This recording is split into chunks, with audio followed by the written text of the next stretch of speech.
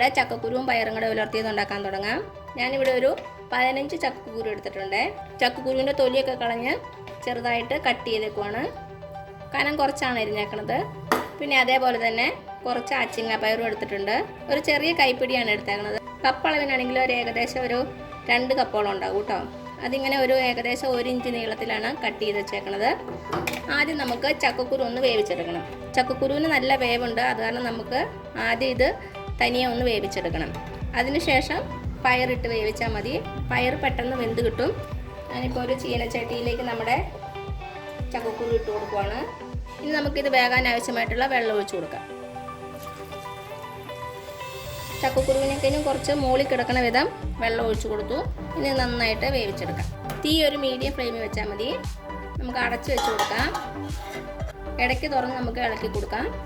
ഇപ്പം നമ്മുടെ ചക്കക്കുരൊക്കെ നന്നായിട്ട് തിളച്ചിട്ടുണ്ടാവും. തുറന്ന് നോക്കാം. നന്നായിട്ട് തിളച്ചു. അപ്പം നന്നായിട്ടൊന്ന് ഇളക്കി കൊടുത്തിട്ട് നമുക്ക് അടച്ച് വെച്ച് ബാക്കി ഇങ്ങനെ വേവിച്ചെടുക്കാം. നന്നായിട്ട് വേവട്ടെ. ഇപ്പോൾ ഒരു 10-15 മിനിറ്റ് ആയിട്ടുണ്ട്. നമ്മുടെ ചക്കക്കുരൊക്കെ വെന്തിട്ടുണ്ടാവും. തുറന്ന് നോക്കാം. നമ്മുടെ ചക്കക്കുരുവിൻ്റെ വെള്ളമൊക്കെ വറ്റിയിട്ടുണ്ട് ഏകദേശം. സ്പൂൺ വെച്ചൊന്ന് പ്രസ് ചെയ്ത് നോക്കുക. അപ്പം വെന്തോന്നറിയാൻ പറ്റും. ഇതൊരുവിധം വെന്തിട്ടുണ്ട്. ബാക്കി നമ്മൾ പയറിടുമ്പോൾ അതിൻ്റെ കൂടെ തന്നെ വെന്തോളും. ഇതിലേക്ക് നമുക്ക് നമ്മുടെ പയറിട്ട് കൊടുക്കാം. ഒന്ന് മിക്സ് ചെയ്യുക.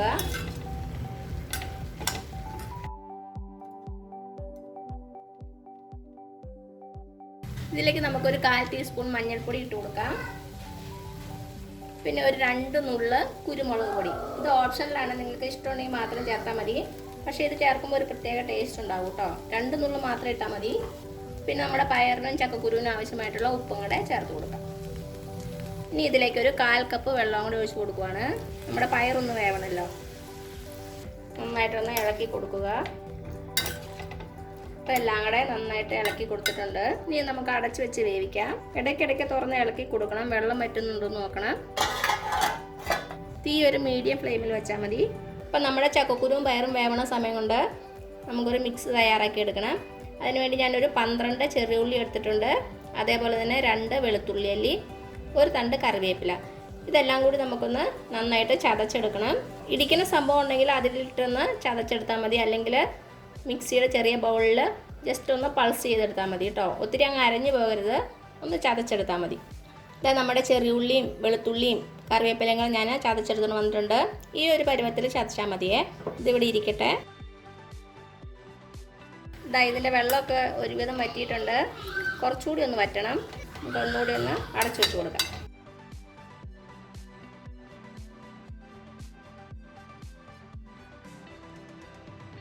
അപ്പം എന്താ നമ്മുടെ വെള്ളമൊക്കെ വറ്റി പയറൊക്കെ നന്നായിട്ട് വെന്തിട്ടുണ്ട്.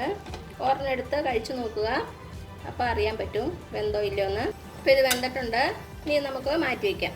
അപ്പം എന്താ ഞാൻ വേറൊരു പാത്രം വെച്ചിട്ടുണ്ട്. നമുക്കതിലേക്ക് വെളിച്ചെണ്ണ ഒഴിച്ചു കൊടുക്കാം. 2 ടേബിൾ സ്പൂൺ എണ്ണ ഒഴിച്ചിട്ടുണ്ട്. ഇനി നമ്മുടെ എണ്ണയൊന്ന് ചൂടായിട്ട് വരട്ടെ. അപ്പോൾ എന്താ നമ്മുടെ എണ്ണ ചൂടായിട്ടുണ്ട്. ഇതിലേക്ക് ഒരു 1/2 ടീസ്പൂൺ കടുക് ഇട്ട് കൊടുക്കാം. അപ്പം നമ്മുടെ കടുക് പൊട്ടിയിട്ടുണ്ട്. ഇതിലേക്ക് നമ്മൾ നേരത്തെ ചതച്ച് വെച്ചില്ലേ ചെറിയ ഉള്ളി, വെളുത്തുള്ളി, കറിവേപ്പില, അതിട്ട് കൊടുക്കാം.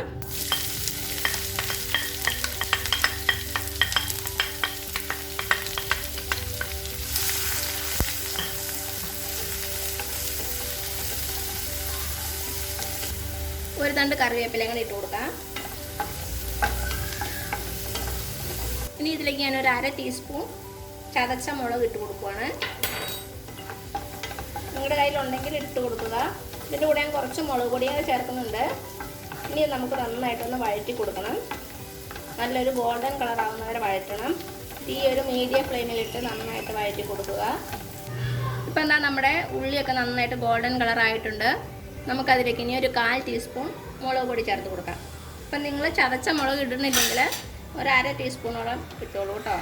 എരിവിനനുസരിച്ച് ഇടാം. അപ്പം ഞാൻ തീ ലോ ഫ്ലെയിമിലാണ് വെച്ചേക്കണത്. നമ്മുടെ മുളക് പൊടിയുടെ പച്ചമണം ഒന്ന് മാറുന്നവരെ ഇളക്കി കൊടുക്കുക. അപ്പം നമ്മുടെ മുളകിൻ്റെ പച്ചമണമൊക്കെ മാറി നല്ലൊരു സ്മെല്ല് വരുന്നുണ്ട്.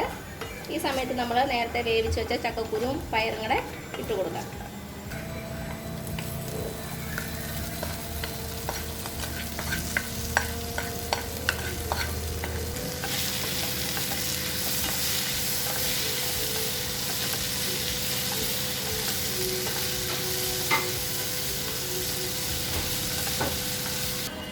ഒരു മീഡിയം ഫ്ലെയിമിൽ വെച്ച് ഇത് നന്നായിട്ടൊന്ന് ഉലർത്തിയെടുക്കണം.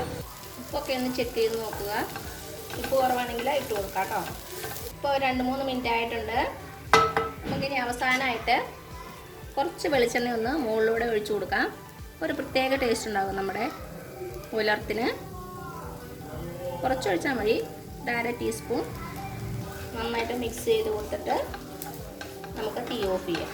ആ പച്ച വെളിച്ചെണ്ണ കൂടെ ഒഴിച്ചപ്പോൾ ഒരു നല്ല നാടൻ സ്മെല്ല് വരുന്നുണ്ട്. ഇനി നമുക്ക് തീ ഓഫ് ചെയ്യാം. അപ്പോൾ ഇത്രയേ ഉള്ളൂ നമ്മുടെ ടേസ്റ്റി ആയിട്ടുള്ള ചക്കക്കുരു അച്ചിങ്ങാപ്പയർ ഉലർത്തിയത്. നല്ല ടേസ്റ്റിയാണ്. എല്ലാവരും ഒന്ന് ട്രൈ ചെയ്ത് നോക്കണേ. നാടൻ രുചി ഇഷ്ടപ്പെടുന്ന എല്ലാവർക്കും ഇത് ഇഷ്ടമാകും. അപ്പോൾ ഉണ്ടാക്കി നോക്കിയിട്ട് അഭിപ്രായങ്ങളൊന്നും അറിയിക്കാൻ മറക്കരുത്. അപ്പോൾ ഈ വീഡിയോ ഇഷ്ടമായാൽ ആ താഴെ കാണുന്ന ചുമന്ന സബ്സ്ക്രൈബ് ബട്ടണിൽ ഒന്ന് പ്രസ് ചെയ്ത് സപ്പോർട്ട് ചെയ്യണേ. അപ്പോൾ അതിൻ്റെ തൊട്ടടുത്തൊരു ബെല്ലൈക്കൻ വരും, അതും കൂടെ പ്രസ് ചെയ്ത് ഓൾ എന്നുള്ള ഓപ്ഷൻ കൊടുക്കുക. പിന്നെ പുതിയൊരു വീഡിയോ ആയിട്ട് വരുന്നവരേക്കും thank you so much. By.